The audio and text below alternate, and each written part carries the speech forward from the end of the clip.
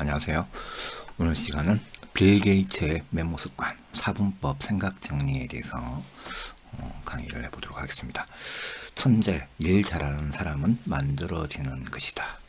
우리가 빌 게이츠를 통해서 어떻게 좋은 메모 습관을 가지고 우리가 성공을 할 수 있을까 고민을 해보는 시간이 되겠습니다. 사람은 누구나 심각한 문제를 가지고 있죠. 그러니까 해결해야 할 문제를 안고 살고 있습니다. 그런데 해결할 방법을 찾지 못해서 극단적인 상황까지 가는 일도 생기며 좋은 기회를 놓치는 안타까운 일들도 일어납니다. 빌 게이츠는 특별한 메모 방법으로 문제 해결을 하며 현재 세계 1, 2위의 기업을 일궈냈다고 합니다. 마이크로소프트사죠. 빌 게이츠의 4분법을 소개합니다. 빌 게이츠의 메모 습관 방법을 소개를 하면요, 노트나 종이를 네 면으로 나눕니다. 그 나눈 상태에서 연관된 혹은 필요한 관계된 연관된 사건, 인물, 소재, 아이디어, 비용 이런 부분을 총 4면으로 각각 이렇게 선다는 겁니다. 종류가 4가지, 한 장에다가 4가지의 주제, 소재를 선다는 이야기예요. 다양한 부분 4가지를 한 장에 보이도록 적는다. 단기 목표는 일주일에 한 장이다. 이 부분은 이제 거의 이 사업체를 운영하면서 매주 한 장씩을 했다고 합니다. 이렇게 한 장에 4개씩 했다는 거죠. 장기 목표는 기간에 따라서 또 이렇게 작성을 하고, 무슨 일이라도 어떤 이게 고정관념을 두면 안 돼요. 그러니까 일주일에 무조건 한 장을 한다는 게 아니라 어떤 일이 생기면 그 즉시에도 어떤 사람과 대화를 하다가도 그 면을 나눠서 4가지를 측면을 써본다는 겁니다. 써보고 생각을 빨리빨리 정리를 한다는 거죠. 이런 것을 반복해서 하는 습관, 메모 습관이 지금 현재 그를 만들었다. 보다 나은 선택과 결정을 만들어내게 된 계기다. 효율적인 생각 정리와 목표 관리가 되는 어떤 도구다. 빌 게이츠의 4분할 생각 정리법은 어떠한 효과가 있을까요? 일, 사건, 문제를 해결하게 하는 능동적 사고를 길러준다. 이게 내가 내면에다 쓸 때 이게 어떤 그냥 한 면에 서서 고민하는 사람과 내면에 서는 사람의 차이점이 있어요. 시간과 비용 개념을 동시에 생각합니다. 이분들은 이 내면에 서면 그 한 장에서 현실적 실행 사고를 길러주는 것이다. 보통 보면 어떤 사건이나 어떤 일을 추진할 때 계획만 있고 시간관념이나 비용 개념이 따로 이렇게 하다 보니까 자기 괴리 업무적 괴리감, 그리고 같이 일을 해야 되는 분들과의 타협점 같은 게 계속 깨지는 거죠. 이런 관점을 사전에 없애준다라는 겁니다. 뇌에 이런 부분을 각인함과 동시에 목표 관리, 실행 관리까지 한 장에서 이루어진다라는 겁니다. 남들이 생각지 못한 심각한 문제, 효율적인 방법을 상대적으로 빨리 다양하게 찾게 되는 것이에요. 남들보다 빨리 다양하게 찾는 방법을 이 4분할 생각 정리법으로 가능하게 한다라는 거죠. 고정관념을 버려라. 오늘 당장 이제 실천을 한번 해보시기 바랍니다. 제가 사례를 여러 가지를 갖고 왔는데요. 한 5가지 넘습니다. 어떻게 해야 하나, 그건 제가 순서대로 보여드릴게요. 여행이나 연애, 업무, 공부, 투자, 영업 모든 부분에 적용이 가능합니다. 모든 주식 투자하시는 분들도 이제 주식 투자를 결정하고 어떤 매수를 결정하고 매도를 결정할 때도 이 방법이 충분히 효과가 있다. 예제를 볼까요? 예제를 보시면 4분법 이렇게 제가 한 페이지 한 페이지 적어놨습니다. 4분법 생각 정리. 무엇을 하고 싶은가? 예를 들어서 꿈을 이루고 싶다. 나는 어떤 꿈이 있다. 그러면 어떤 꿈을 이룰 목표를 적고 하면은 비용이 얼마나 들까? 비용에는요, 시간과 금전이 들어가죠. 시간도 필요하고 돈도 필요한 겁니다. 이런 면을 하나 적고, 또 한 면은 1년 동안 이걸 이루려고 하면 1년 동안 무엇을 해야 하는가, 그렇죠? 구체적으로 보면, 그러니까 시간 개념에서 10년 목표는 뭐고, 7년 목표는 뭐고, 5년 목표는 뭐고, 3년 목표는 뭔데, 그렇게 따졌을 때 내가 1년 동안 무엇을 이루어야 되는지, 무엇을 해야 되는, 그 중장기, 장기적 목표 성과를 여기다가 적어야 돼요. 그렇죠? 성과라는 거는 다 이룬 후일 수도 있지만 이루기 전에도 성과를 적어 놓는 게 좋은 겁니다. 그렇죠? 이끌림의 법칙. 이번 주는 무엇을 해야 하는가? 한 달, 일주일, 일일. 그러니까 여기서 굉장히 중요한 게 이제 일주일 단위인데 단기적 목표와 성과를 이제 계속 체킹하는 겁니다. 우리 한국 동양 쪽은 있죠. 극동아시아 쪽은 주당 주급을 받지 않는 월급제죠. 근데 유럽이나 미국은 어떻습니까? 주급제를 받죠. 그렇죠? 주급제. 주급제를 받는 이유가 뭘까요? 목표 관리나 어떤 사건이나 이런 관리가 주 단위로 이루어지고 있다는 겁니다. 주 단위로. 그러니까 어떤 심각한 문제가 한 달을 두면은 곰고 썩어서 그리고 어떤 자금적인 어떤 집행하고 이런 게 집행하는데 일은 조금 더 많이 들어가지만 거기에서 벌어질 사건이 사기 사건이나 금전적 사고가 나는 거 이런 걸 미연에 방지를 할 수 있다. 그리고 일주일 단위로 받는 사람이 생활을 설계를 하고 이게 준비를 하는 개인적인 문제도 해결이 된다. 그래서 주급 사회거든요. 그쪽 나라들은. 한국은 뭐예요? 월급제죠. 그렇죠? 월급제. 월급제보다는 주급제로 목표 관리를 하는 게 맞다. 그래서 여기서 가장 중요한 거는 주 단위에 이게 오래 버핏도 오래 버핏이나 빌 게이츠도 이게 주 단위로 생각하는 메모 정리가 상당히 많이 이제 중요시하는 것 같아요. 이 사본법의 기본은 일주일 단위로 이 네 가지를 굉장히 중요한 네 가지를 항상 정리를 한다는 겁니다. 요런 면도 있고요. 그 다음에 다른 방법은, 다른 또 어떤 예를 들면, 한 달 안에 해야 할 일, 이번 주에 해야 할 일, 오늘 해야 할 일, 못하는 경우, 플랜 B. 자, 여러분, 사분법 생각 정리는요, 모든 면에서 정리를 할 수 있고, 내가 어떤 고정관념을 두시면 돼요. 자, 한 달, 어떤 사건, 목표라고 하면 목표만 네 가지 적는 게 아니에요. 못하는 경우 플랜 B라는 이런 것까지도 나와야 되는 거예요. 그렇죠? 이렇게 적다 보면 이렇게 이제 또 다음 사본부 생각 정리해서 나는 내 꿈을 그냥 또 네 가지로 나눈다고 하면 목표에 대해서 10년 후의 목표를, 그럼 10년 후에 매출 1조짜리를 만들어서 유니온 기업을 만들어서 나스닥 상장하겠다. 이게 꿈이라고 하면 여기에 이 회사를 만들기 위해서는 뭐가 필요하죠? 시드머니 100억 정도 필요해요. 그럼 이런 것도 적고, 이 시드머니 100억을 만드는 데는 3년에서 5년 걸린다고 하면 전자책, 내가 뭘로 해야 될까? 그럼 전자책 사업으로 시작해서 가야 되겠다. 전자책부터. 이거는 쉬운 문제잖아. 비용도 많이 안 들고 내가 집에서 충분히 컴퓨터로 할 수 있는 일이고. 근데 이게 경쟁이 있잖아요. 남들에 비해서 어떻게 내가 팔리지 않을 책을 만들면 될까요?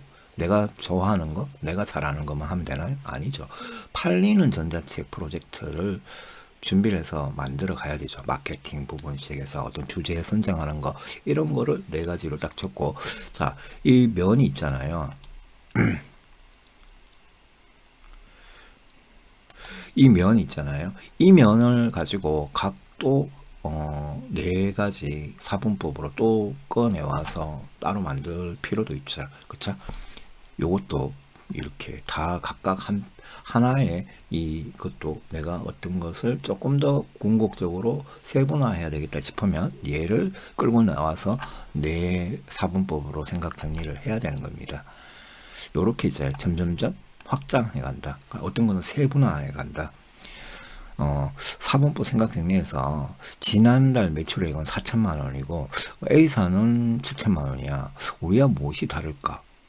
그리고 방법을 나열해 보자. 이 한 장에다 이런 걸 적는 겁니다. 이러면은 무엇이 우리하고 쟤네들하고 매출 차이가 이렇게 많이 나게 했을까? 그럼 예를 들어서 장사를 하시는 분들 뭐 이렇게 생각을 해보시면 이 방법도 나열해보고 이 방법을 또 세분화하면 또 내장을 또 따로 쓸 수 있죠. 이 우리가 무엇이 다른 것도 이렇게 쓸 수 있고요. 그렇죠?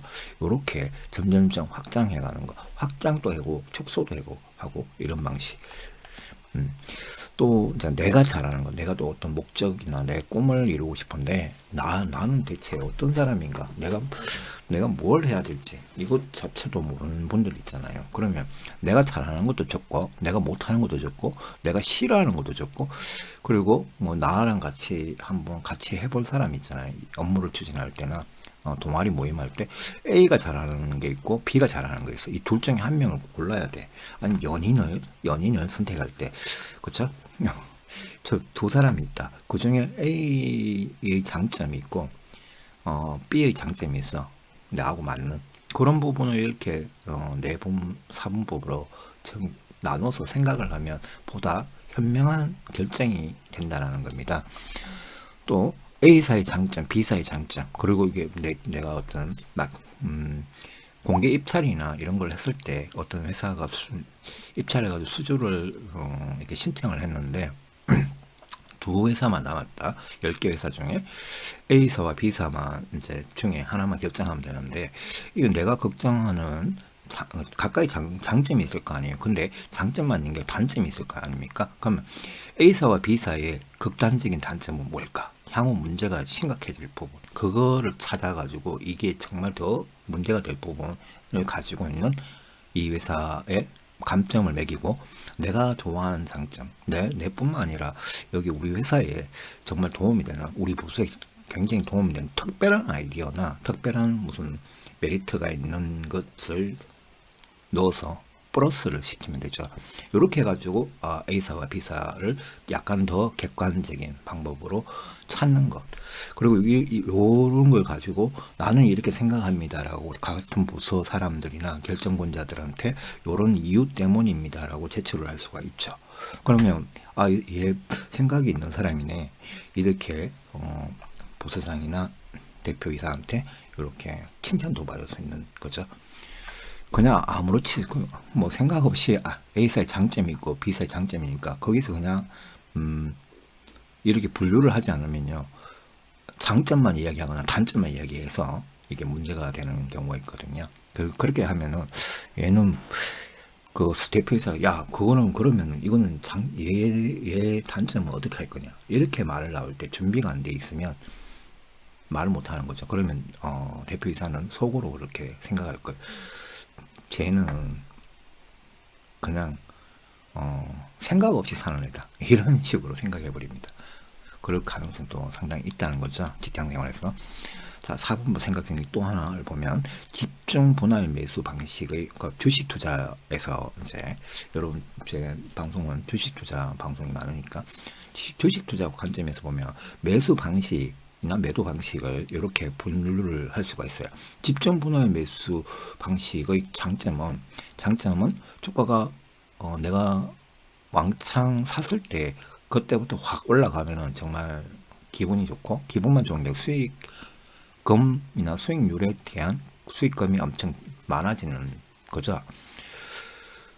근데 이 단점이 있어요. 단점이 뭡니까? 집중 분할 매수 방식의 단점은 내가 집중 매수를 다 끝냈는데 주가가 다른 악재가 생겨서 주가가 박살나면은 이거는 추가 매수할 돈도 없고 방어할 돈도 없고 평단가 맞출 그것도 안 되고 심각해집니다.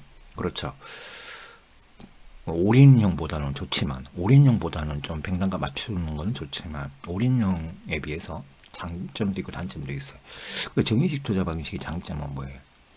그런 부분에 스트레스 받는 건 좀 적겠죠. 그렇죠. 요거를 이제 구분해서 내가 정리식 투자를 선택을 할 것인가, 집중 분할 매수 방식을 선택할 것인가, 아니면 올인형으로 할 것인가, 이런 식으로 사분법 생각을 정리를 한번 해보시면 답이 나오죠. 장단점이 나올 거예요. 그 다음에 저는 이제 두 방식 모두 선호하는 스타일이거든요. 여기 보시면 두 방식을 모두 선호합니다. 어떤 장의 흐름에 따라서 융통성 있게 합니다. 시장이 역사적 평균치보다 큰 폭 하락했을 때는 집중 분할 매수를 선택하는 방식을 선택해요. 2020년 코로나 때 코로나 악재가 터져서 주가가 박살났을 때 일자로 뭐 순식간에 폭락한 경우, 이런 경우 해당되고요. 그때는 집중 분할 매수합니다. 올인용 매수도 몇 개 하고요. 자, 그 다음에 악재가 많은 장세에는 이 악재가 정말 엄청나게 많이 다양하게 계속 끊임없이 나오는 장세들, 지금 현재 같은 이런 경우에는 저는 항상 정리식 투자 방식을 선호하고, 정리식 투자 방식에도 ETF를 선호합니다. ETF에는 종목 간의 종목별의 악재가 숨겨져 있기 때문에 그 방어를 할 수 해지를 할 수 있기 때문에 ETF가 좋죠. ETF를 그래서 악재가 많은 장세인 지금 같은 경우에는, 지금이면 2022년 3월입니다. 이런 경우에는 정시 투자 방식을 선호하면서 집중 분할 매수 방식도 약간 집중 분할 매수가 아니고 단계별 분할 매수를 합니다. 지금은 그렇죠. 단계별 분할 매수가 정리식 투자 방식과 비슷한 거예요. 이 두 개를 병합하는 혼합형으로 제가 매수를 하고 있고, 심리가 매우 불안할 때 정리식 투자 방식이 더 좋다, 그렇죠? 자, 4분 생각 정리해서 또 투자 부분을 하나 더 마지막으로 이제 예제입니다. 수학적 부분, 주식 투자에는 성향이 몇 가지가 있고요. 오늘 미국 나스닥 이제 오늘뿐만 아니라 지금 몇 주 동안에 나스닥에서도 미국 증시에서도 수학적 분석을 하는 수학적 알고리즘 분석을 하면서 이 지금 주식 투자를 해야 되니, 뭐 손절을 해야 되니, 해지를 걸어야 되니, 이런 걸 말씀하시는 분이 있고, 역사학적 관점, 이 분석, 스토리학적 분석이거든요. 역사학은요, 스토리죠, 히스토리, 그죠? 스토리적 분석인데, 이렇게 이제 분석 양분화가 되고 있더라고요. 오늘 주가가 좀 많이 올랐어요. 나스닥이, TQQ나 QLD도 좀 많이 올랐고, 오른 이유가 뭘까? 이 역사학적 분석가들이 지금 언론에 상당히 많이 등장을 하면서, 그 공매도 세력이 계속 공매도를 치지 않고 멈춰 있다. 부분 청산을 하면서 멈춰 있는 상황인 것 같아요. 수학적 분석가들에서는 보면 앞으로도 만약 40% 갈 수 있다.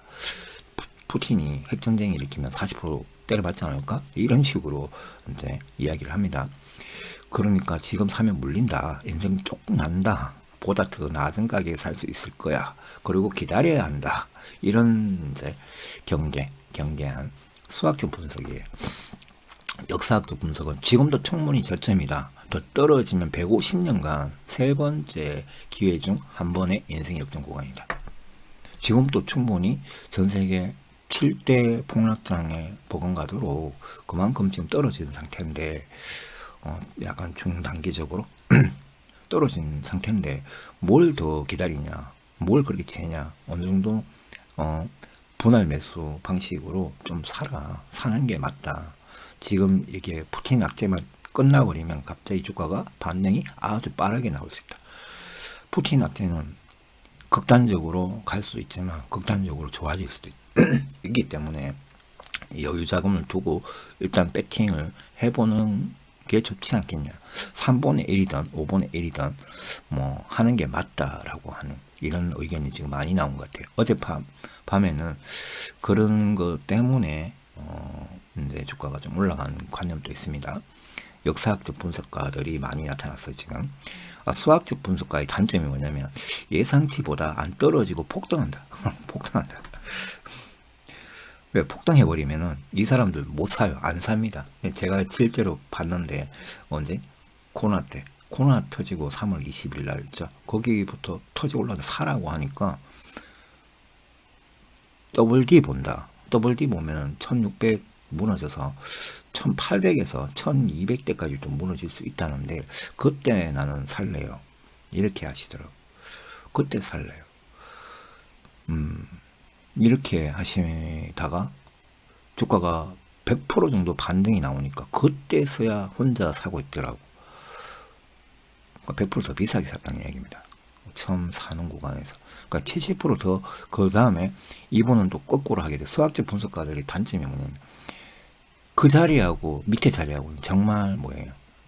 기간, 수익 실현하는 방식이나 다 달라집니다. 다 달라지는데 그 부분은 생각을 안 하더라고요.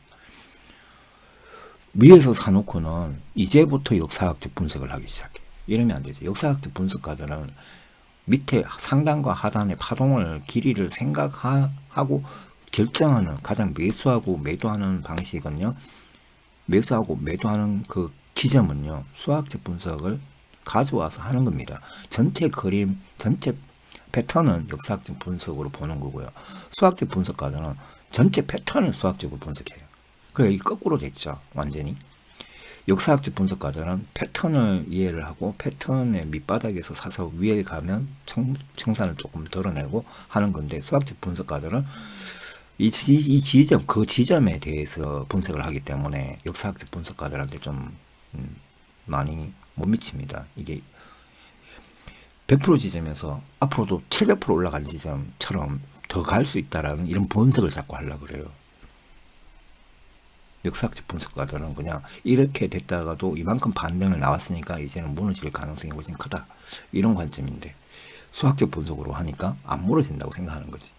무너지면 어떻게 되죠? 100% 위에서 산 분들은 주가가 조금만 무너져도 손실인 겁니다. 그렇죠? 그러니까 역사학적 분석가의 단점은 추가 악재가 생기는 경우 폭락률, 범위, 이게 이제 문제인데, 고점 대비 70% 정도 내려왔는데 그러면 30%만 더 내려갈까요? 아니죠. 내가 사는 지점부터도 100%더 내려갈 수 있어요. 맞죠?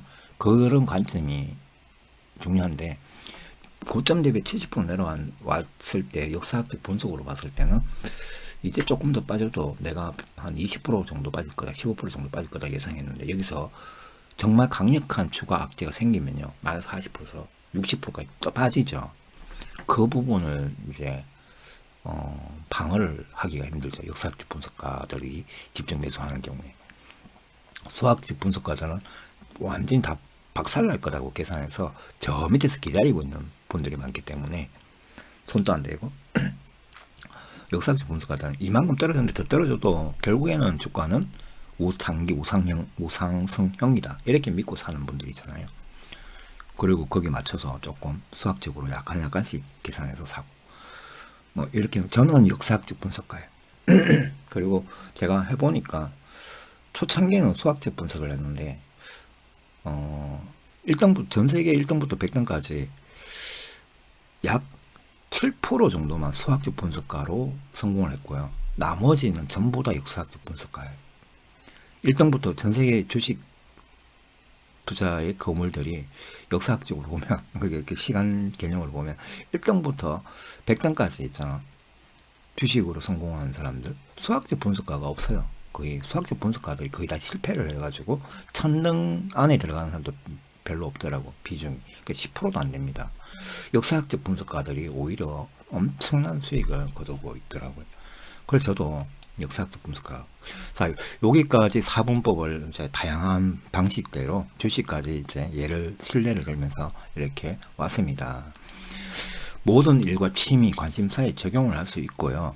4분법 생각 정리는 남들보다 다양한 생각을 하게 합니다. 이 다양한 생각이 정말 중요하죠. 어떤 사건이나 나의 업무적인 이런 부분에서 이게 정말 중요해요. 이게 왜 중요하냐면 한 가지나 두 가지만 생각하면 흑백 논리주의 있잖아요. 좌파 우파 그런 관점을 없애주죠. 흑백 논리가 아니고 다양성이나 다양한 아이디어, 또 다른 문제가 없을까 하는 체킹이 한꺼번에 4가지가 되는 거죠. 자, 한 가지 사건에 대해 관계성을 자각하게 됩니다. 이 자각하고 유추하는 능력이 계속 이게 쌓이다 보면 엄청나게 상대적으로 남들에 비해서 훨씬 빠르게 강하게 일어난다는 거예요. 그래서 머리가 점점 뇌가 열린다는 거죠. 문제 해결 방법을 다방면으로 현실적으로 자각하게 하고 실천해야 할 과제, 시간, 비용 관점을 명확하게 구분할 수 있게 합니다. 그럼 이게 뭐예요? 현실 감각이 생기면서 업무를 추진하는 능력까지 생긴다는 거죠. 자, 이 천재는 결국에는 만들어지는 것입니다. 천재는 만들어지는 것이, 그렇죠? 빌 게이츠나 제프 베조스 같은 경우에도 이런 메모를 굉장히 많이 하고, 에디슨, 빌 게이츠, 아인슈타인, 이런 찰스 다윈 같은 경우도 메모로 성공하는 사람들입니다. 메모로 이루어낸 인생이라는 거죠. 자, 여러분, 오늘 또 하나의 좋은, 제가 인생의 선물을 드렸다라고 생각합니다. 구독과 좋아요 부탁드리고요. 댓글 부탁드리겠습니다. 인생에 도움이 되는 동반자로서 앞으로도 이런 영상을 자주 올리도록 하겠습니다. 오늘 방송은 여기까지고요.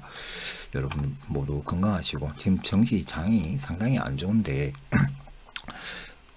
이 또한 지나갑니다. 그리고 아까 사분법에서 맨 밑부분 있죠. 저런 식으로 한번 해보세요. 해보시면 여러분 스스로가 어떤 매수 방식을 선택을 해야 될 것인지 자기 기준에 따라서 맞춰질 거예요.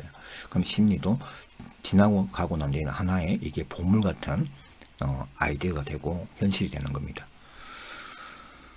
노하우가 되는 거겠죠. 자, 수고하셨습니다. 건강하시고요. 권투를 빕니다.